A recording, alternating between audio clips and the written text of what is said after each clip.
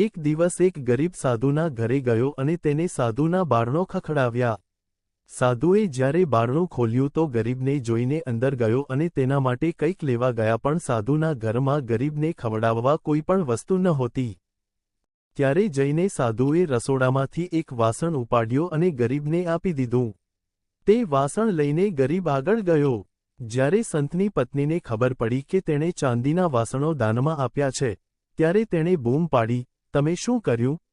જ્યારે સંતે આ સાંભળ્યું, ત્યારે તે ગરીબ માણસ પાસે દોડી ગયો અને કહ્યું કે આ કાચ ચાંદીનો છે. આ ગ્લાસને ઓછી કિંમતે વેચશો નહીં.